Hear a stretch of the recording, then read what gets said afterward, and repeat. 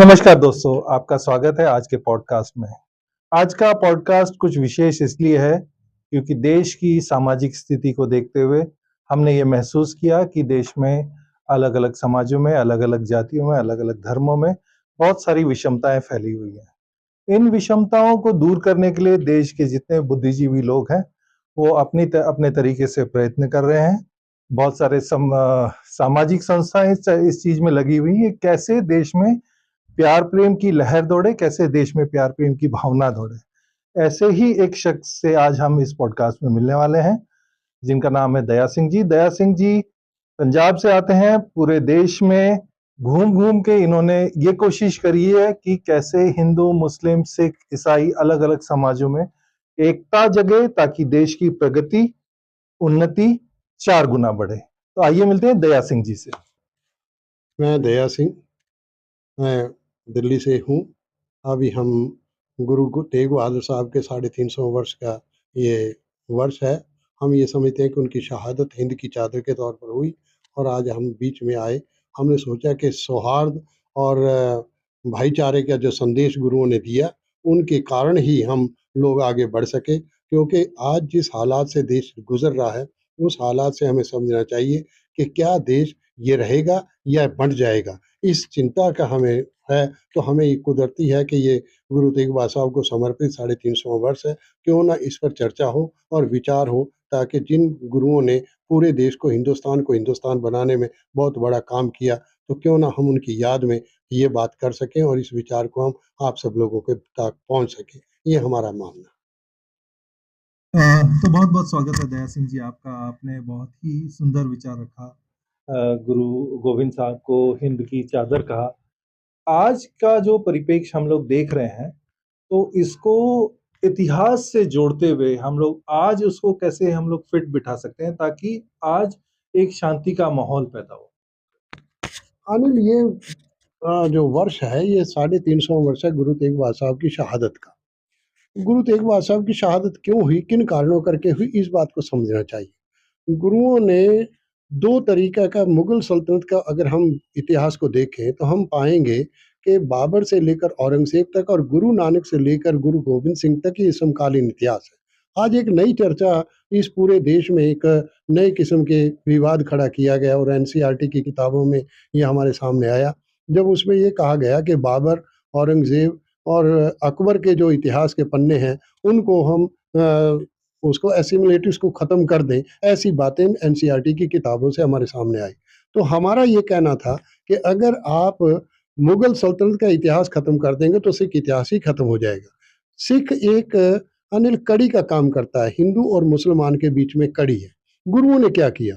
गुरु नानक जब 500 साल पहले आए, तो उनके सामने एक सवाल था, बहुत बड़ा सवाल था। लोग परमात्मा की खोज में चल पड़ते थे, ढूँढने चल पड़ते थे कि परमात्मा कहाँ है, कैसे है? गुरु नानक ने इसका समाधान ये किया कि सत्य ईश्वर है, जो सत्य है वो ईश्वर है और सत्य पर चलना, सत्य का आचरण करना सत्य से को मानने से भी ऊपर है।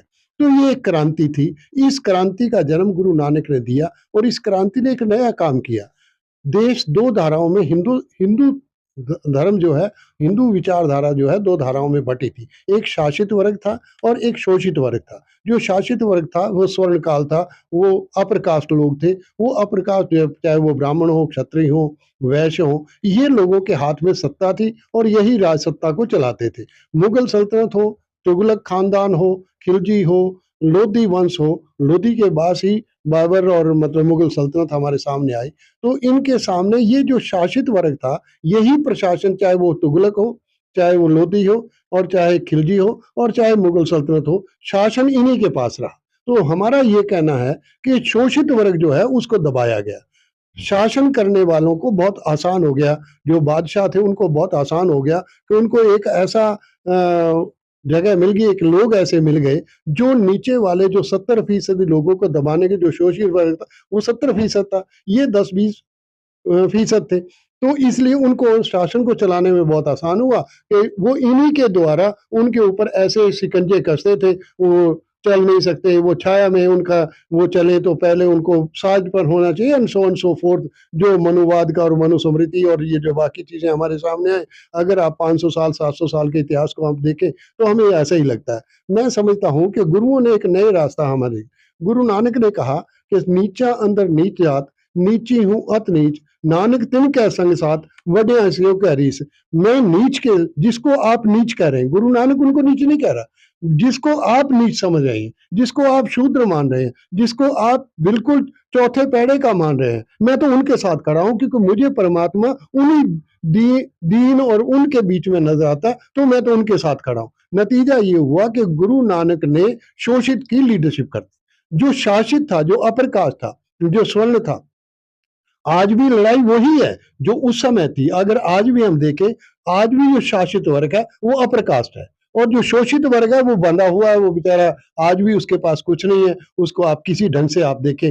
मैं समझता हूँ कि चाहे फूले हो, चाहे डॉक्टर अम्बेडकर हो, चाहे बाद में हो, चाहे राम मनोहर लोहिया ने 60 की बात की, तो ये मैं समझता हूँ कि ये शोषित वर्ग को ऊपर उठाने की बात थी। तो गुरुओं ने इस बात को, इसलिए पूरा शोषित वर्ग गुरुओं के साथ खड़ा होगा। जिसको जीने का अधिकार नहीं था उसको अधिकार दिया जीने का, उसको बराबरता अधिकार दिया। अब आप देखें, गुरुओं ने एक और काम किया, संगत और पंगत की बात कर दी कि किसी ने भी इकट्ठे बैठकर खाना है, और संगत करनी है तो इकट्ठे बैठ के संगत करनी है। जब तक आप संगत नहीं करोगे तो आप बैठोगे कैसे, आप इकट्ठे कैसे होगे? तो उसकी जाति व्यवस्था और समता का जो मूलक सिद्धांत है वो भी हमारे सामने गुरुओं ने रखा कि समता मूलक समाज है। एक 5 बिंदुओं पर गुरुओं ने काम किया।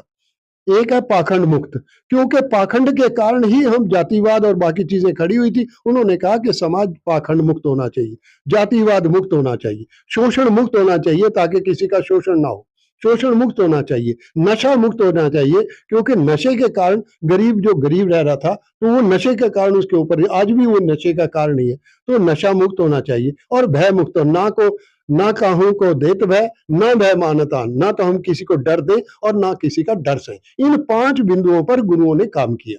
मैं समझता हूं कि वो जो हालात थे, वो जो सोच उन्होंने बनाई थी, उसी के कारण जब बाबर आया तो गुरु नानक ने बाबर के हमले को गुरु नानक ने सैदपुर में सबसे पहले देखा, पंजाब। तो उन्होंने देखा कि लोग जंत्र मंत्र पढ़ रहे हैं, लोग कहते हैं कि हम ऐसे जंत्र पढ़ेंगे, ऐसे मंत्र बनाएंगे तो सारे मुगल अंधे हो जाएंगे। गुरु नानक ने कहा कि कोई मुगल ना हो अंधा, कोई मुगल अंधा ही नहीं हुआ। मेरे सामने, मेरी आंखों के सामने मैंने देखा कि किसी का ना जंत्र, ना जादू, ना टोना किसी का नहीं चला। तो इसका मतलब ये जादू टोना जंत्र मंत्र जो है ये केवल शोषित वर्ग को बरगलाने के लिए बनाए थे। ये अपर कास्ट का सारा कारण। उसके बाद बल्कि गुरु नानक को अरेस्ट हुए। अरेस्ट होने के बाद वो 40 दिन भी गुरु नानक को अरेस्ट नहीं रख सका, तो बल्कि उसके बाद गुरुओं के बाबर के साथ संबंध अच्छे हुए गुरु नानक। और जब शेरशाह सूरी आया, तो जब उसने हुमायूं को हरा कर शेरशाह, तो हुमायूं भी गुरु अंगद देव जो गुरु नानक की जगह बैठे थे उनके पास गया, और उन्होंने ही उनको कहा कि फिर भी समय आएगा। और बल्कि एक बात मैं और कह दूं, एक बहुत कमाल की बात है, बाबर वाणी गुरु ग्रंथ साहब में अंकित है।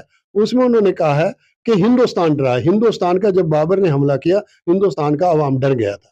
पर उसी बाबर वाणी में ही गुरु नानक ने ये कहा कि समाल सी बोला, हिंदुस्तान समाल सी बोला, हिंदुस्तान का अवाम उठेगा और मुकाबला। यहां मैं समझता हूं कि गुरुओं ने एक नई क्रांति का जन्म दिया, और उन्होंने ये क्रांति, तो मैं आगे अगर आप देखें तो गुरु अंगद देव के बाद गुरु अर्जन देव जी ने गुरु ग्रंथ साहब की संपादना कर दी। गुरु ग्रंथ साहब क्या, आज तक कोई धर्म पुस्तक आप कभी देखें तो किसी पुस्तक में किसी और धर्म के लोगों के विचार नहीं आए। केवल गुरु ग्रंथ साहब ऐसा है जिसमें 15 भक्त भी बैठे हैं, फरीद जो मुस्लिम है वो भी बैठा है, 6 गुरुओं की वाणी भी है। इसका संपादन हुआ। जब इसका संपादन हुआ तो वो जो अपर कास्ट हिंदू जो सत्ता में बैठा था, जो शासित वर्ग था, उसी ने शिकायत गुरु अर्जन के खिलाफ की, जहांगीर को। और जहांगीर को शिकायत की क्योंकि ताकत उन्हीं के पास थी, बादशाह तो बादशाहत कर रहे थे। तो गुरुओं ने उसको ताकत दी और उन्होंने तब वो सारी बात कही। तो मैं समझता हूं कि गुरु ग्रंथ साहब का जैसा ग्रंथ जो है सबको, समाज को साथ में ले जाने वाला। एक बात और मैं कह दूं कि गुरु अर्जन देव जी की शहादत का कारण भी यही लोग बने।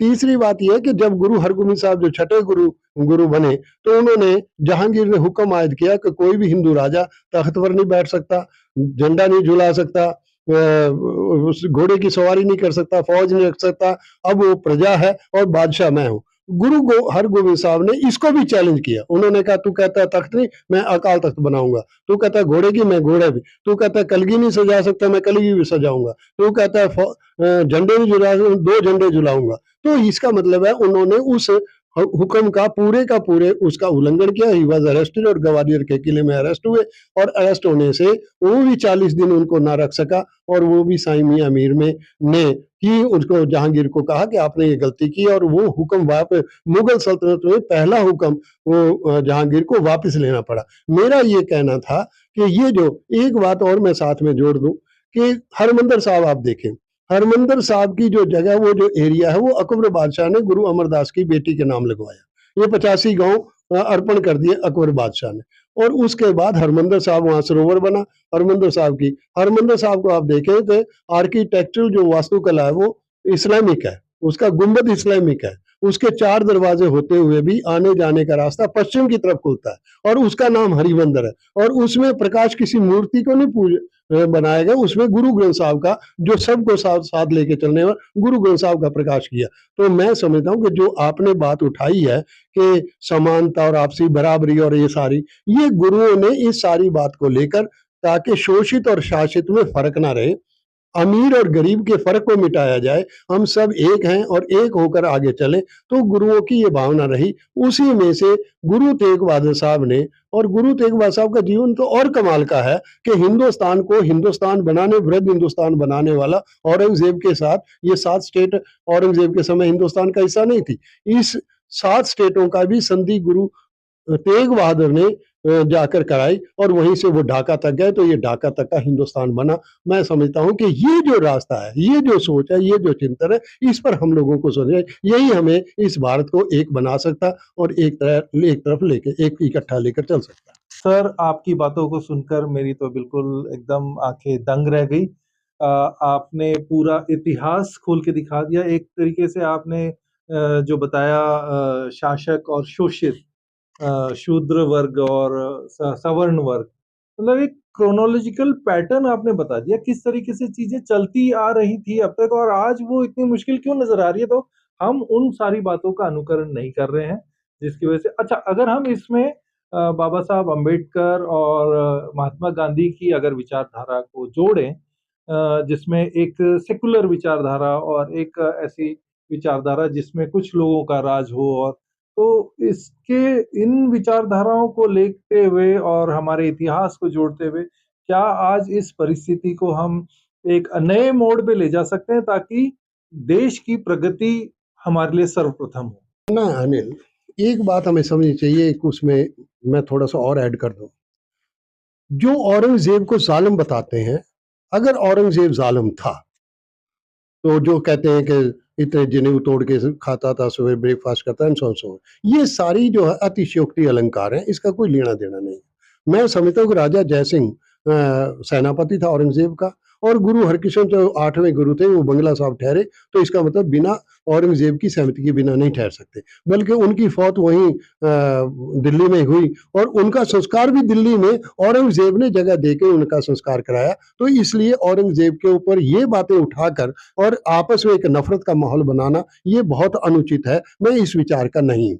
मैं एक बात और कह दूं, गुरु गोविंद सिंह तक आप देखेंगे, गुरु नानक से लेकर गुरु गोविंद सिंह तक व्यक्ति गुरु है, पर गुरु गोविंद सिंह ने इस पूरे सिस्टम को ही बदल दिया। उन्होंने पंचायती राज इंस्टीट्यूशन की, जिसको खालसा पंथ कहते हैं, उन्होंने पंचायती राज इंस्टीट्यूशन की स्थापना, और उसके बाद पंचायती राज इंस्टीट्यूशन ने ही काम किया। इसका मतलब जो संविधान आज का संविधान है, उसको डेमोक्रेटिक सेटअप में ये गुरु गोविंद सिंह जी महाराज ने आज से 350 साल पहले इस बात को सबके सामने। अब एक बात और देखें, वो जो पंचायत कैसी हो, पंचायत में उन्होंने कहा कि उसमें दया का पहला नाम, जो 5 आदमी है उनका नाम क्या रखा, पहले का नाम दया सिंह है, क्योंकि जिस समाज में दया नहीं है वो समाज नहीं चल सकता। अगर आपके पास दया है और धर्म नहीं है, तो दया का भी कोई अर्थ नहीं रहता। यहाँ धर्म का पूजा नहीं है, कर्तव्य है टुवर्ड्स द पीपल। तो इसका मतलब है आपके पास दूसरा नाम उन्होंने धर्म सिंह रखा, तो इसका मतलब आपके पास दया और धर्म हो। आपके पास दया भी हो, धर्म ही हो, उसको कमाने के लिए आपके पास हिम्मत ही ना हो, तो दया और धर्म का भी कोई अर्थ नहीं। तो तीसरे का नाम उन्होंने हिम्मत सिंह रखा, और अगर आप तीनों गुण भी हो और तब आप संघर्षशील ना हो, आप संघर्ष ही ना कर सके, तो इन तीनों का भी कुछ काम नहीं। इसलिए चौथे का नाम मोहकम, इसका मतलब संघर्षशीलता रखा। अगर ये चार गुण किसी भी समाज में है तो वो साहिबी समाज बन जाता है। इसलिए इन पांचों का नाम भी गुरु गोविंद सिंह ने इस ढंग से रखा ताकि इनमें हिम्मत हो, मेहनत कश हो, सारे मिलकर चले और सारे इकट्ठे रहे। ये इतिहास का वो पन्ना। इसीलिए जो शासित वर्ग था वही गुरुओं के ऊपर, उन्होंने ही गुरुओं के ऊपर हमला किया, उन्होंने ही गुरु गोविंद सिंह का हमला किया। एक लास्ट जो औरंगाबाद की मैंने बात कही बार बार, यहाँ औरंगाबाद में भाई दया सिंह और भाई धर्म सिंह जफरनामा लेकर आए और जफरनामा लाकर उन्होंने उस समय उनको बताया औरंगजेब को कि ये कौन सा रास्ता था जो आपने इस रास्ते को उठाया। और औरंगजेब इतना मुशाहिद हुआ और उसको जितना दुखी हुआ, उसने उसी समय कहा कि गुरु गोविंद सिंह जी भी दिल्ली आए और मैं भी वापस दिल्ली जा रहा हूं और वहां बैठकर चर्चा करेंगे। तो मेरा ये कहना था कि मुगल सल्तनत के साथ सिखों के खट्टे मीठे संबंध थे। मैं ये नहीं कहता कि वहां शहादतें नहीं हुई, गुरु तेग बहादुर साहब की शहादत हुई, और वो भी गुरु तेग बहादुर साहब की शहादत इसलिए नहीं हुई कि पंडित आए थे कश्मीर से और उनकी रक्षा के लिए। ये भी अपर कास्ट ने साजिशन इस बात को उठाया है। मेरा ये कहना है ये साजिशन है, बल्कि गुरु आप चल के कोई वारंट इशू नहीं किया था औरंगजेब ने गुरु तेग बहादुर साहब के खिलाफ, वो आप चल कर आए। जब सारा हिंदुस्तान का आवाम खड़ा हुआ तो किसी ने तो औरंगजेब को शिकायत की कि पूरा बादशाह इकट्ठा हो गया, इसलिए मैं समझता हूँ ये बगावत है, और बगावत का ही मुकदमा बना और बगावत के। तो मेरा ये जो आपने कहा, अब रहेगी बात आपकी आज के हालात। आज जो 350 वर्ष मेरा मानना क्यों आया कि ये 350 वर्ष पूरे देश को मनाना चाहिए और ये गुरुद्वारों तक महदूद नहीं होना चाहिए। सिख गुरु 80% पॉपुलेशन को रिप्रेजेंट कर रहे हैं। तो मेरा ये मानना था कि ये 350 वर्ष जो गुरु तेग बहादुर साहब की शहादत है, इसको हक मन, राइट टू पीस के लिए मनाना चाहिए। इसलिए हमने 24 अगस्त को एक सेमिनार रखा। अब मेरा एक जो आपने डॉक्टर अम्बेडकर और की बात की, एक बात हमें समझ लेनी चाहिए, ये देश हम सबका है। मैं कई बार कहता हूं कि गांधी ने, अगर गुरु नानक ने कहा कि सत्य ईश्वर है, 400 साल बाद गांधी से किसी ने पूछा ईश्वर क्या है, तो गांधी ने भी कहा सत्य ईश्वर है। मैं बिल्कुल कतई ये नहीं कह रहा कि गांधी ने गुरु नानक को पढ़ा होगा, पर मैं ये क्लेम कर सकता हूं कि नानक ने गांधी को नहीं पढ़ा, 400 साल पहले हुए। तो इसका मतलब है कि ये सत्य है, तभी हम सत्य में की जयते कहते हैं। इसे मतलब सत्य पर ही जो चलेगा। आज देश को, आज हम सबको मिलकर सत्य पर चलने की कोशिश करनी चाहिए और तब चलकर हम सब एक हो सकते हैं। अभी आप देखो, दो विचारधाराओं की टक्कर है, चाहे वो उस समय थी, आज भी दो विचारधाराओं। एक तरफ आवरण और सवर्ण का सवाल है, एक तरफ मनुवाद का सवाल है, और एक तरफ सेकुलरिज्म जिसको गांधीवाद कहते हैं या गांधीयन विचार कहते हैं या गुरु नानक विचार कहते हैं या गुरुओं का विचार कहते हैं। अगर वो दो विचारधाराओं की टक्कर है, इन दो विचारधाराओं में अनिल हम कहाँ खड़े हैं? सवाल आज हम कहाँ खड़े? एक तरफ वो कहते हैं समतामूलक समाज होना चाहिए, सबको मिलकर चलना चाहिए, सबको बांट के खाना चाहिए, मेहनत का होना चाहिए। अब सिखों में एक रास्ता क्या है? वंड चकना, नाम जपना और कीर्त करना, मेहनत कर। तो मंगते नहीं बनाया, आप कभी देखो कि मंगते नहीं बनाया, सिख गुरुओं ने किसी को मंगता नहीं बनाया, कोई भीख मांगने वाला नहीं। हमारा राइट है, हमारा हक है और हमें इस पर काम करना चाहिए। तो जरूरत इस बात की है अनिल कि आज हम लोगों को ये क्यों विचारधारा की जरूरत, ये सेकुलर क्रेडेंशियल्स क्यों है? अब सेकुलर विचारधारा क्या है कि गुरुओं ने कहीं, अब गुरु ग्रंथ साहब में देखो कि गुरु ग्रंथ साहब में 6 गुरुओं की वाणी है और 15 भक्तों की वाणी है। 15 भक्तों में कबीर है, रविदास है। मैं तो हैरान होता हूं कि इसका मतलब वहां उस समय सेकुलरिज्म ज्यादा था। जब कबीर कहता है तुम कट ब्राह्मण हम कट सूद, तुम कट लहू हम कट दूध, तो ये बात जो कह रहा है इसका मतलब है इस्लाम का राज हो और कबीर बोल रहा हो, रविदास बोल रहा हो, नानक बोल रहा हो, तो ये इसका मतलब वो लोग तो तब भी सत्ता सह रही थी। इसका मतलब वो सत्ता आज तो के लोग अंदर कर देते हैं। आपने मेरी आस्था पर चोट मार दी, उस समय आस्था नहीं टूटी लोगों की। तो मैं समझता हूं कि ये जो रास्ता अडॉप्ट किया है, ये आस्था के नाम पर ये ऐसे अंधाधुंध ऐसे हालात पैदा कर दिए हैं और उसके नतीजे क्या निकलेंगे, इस चीज की हमें चिंता है। तो मैं समझता हूं आज के हालात में ये जो गुरु तेग बहादुर साहब की शहादत जो 350 वर्ष है, इसको हमने सोचा कि हम सबको मिलकर हक के अमन, राइट टू पीस की तरह मनाना चाहिए। और ये किसी एक का नहीं है, हम सबको मिलकर आगे बढ़ना चाहिए। ये 24 नवंबर तक है हमें, इसीलिए हमने 24 अगस्त को, मैं तो हैरान हुआ जब मैंने सलमान खुर्शीद जी से बात की उन्होंने कहा कि ये तो बहुत बड़ी बात है, क्योंकि गुरु तेग बहादुर साहब के साथ इतिहास ये लिख दिया गया, तिलक जम्मू राका प्रभुता का कीनो बडो कलू में साका। इसका मतलब हिंदू, इन्होंने क्या किया कि हिंदू रक्षा के लिए उन्होंने अपनी शहादत दी। मैंने कहा कि जो शासित वर्ग था उसके खिलाफ तो गुरु आप खड़े थे, तो फिर उसकी रक्षा काहे को करनी थी। तो मेरा ये कहना है कि ये रास्ता, ये जो इतिहास के पन्ने अपने तौर पर लोगों ने लिखे, और अपने तौर पर यही मैंने सलमान खुर्शीद जी को कहा कि अगर यही पूरे देश में यही पढ़ा जाएगा, नतीजा क्या होगा, मुसलमान टारगेट हो जाएगा। तो क्यों ना मुसलमान ही आगे आ जाए। तो मुझे खुशी हुई कि मुसलमान आगे आए और उन्होंने इस्लामिक सेंटर में इस 24 अगस्त को एक विशेष अमन, हक के अमन के ऊपर सेमिनार रखा, और ये रास्ता खुले ताकि इंटरेक्शन तो हो एकत्र, मिलो हो मेरे भाई, दुविधा दूर करो ल्यूलाए। गुरु अर्जन देव जी का शब्द है कि आओ इकट्ठे बैठे, विचार करें, संवाद करें, विवाद नहीं करें, संवाद करें, और यही संवाद ही रास्ता है हम सबको एक मंच पर लाने का, एक दूसरे को नजदीकियां लाने पर। आज इसीलिए मैं कई बार कहता हूं कि गुरुओं ने मुसलमान और हिंदू के बीच में कड़ी का काम किया, इस कड़ी को ना टूटने दे, यही संकल्प लें इस गुरु तेग बहादुर साहब की शहादत के 350वें वर्ष। तो दोस्तों, आपने देखा कि दया सिंह जी ने जो जिन बातों की तरफ इशारा किया, उन बातों को अगर हम लोग समझें, हमारा देश समझे, अलग अलग समाज उस बात को समझे, तो देश में ज़्यादा अच्छी तरीके से खुशहाली आ जाए, एक आपस में प्यार प्रेम की भावना नजर आए। वैसे भी इस साल हम लोग गुरु तेग बहादुर का 350वां शहादत वर्ष मना रहे हैं। तो इसको अगर हम केवल गुरुद्वारों तक महदूद ना रखते हुए, इसको अगर सारे समाज मिल के मनाए, तो ज़्यादा तरीके से हम इस खुशी की भावना को सारे समाजों तक पहुंचा सकते हैं, ताकि देश में खुशहाली की भावना और ज़्यादा तरीके से स्थापित हो। इसी के साथ हम इस पॉडकास्ट को विराम देते हैं। मिलते हैं अगले पॉडकास्ट में।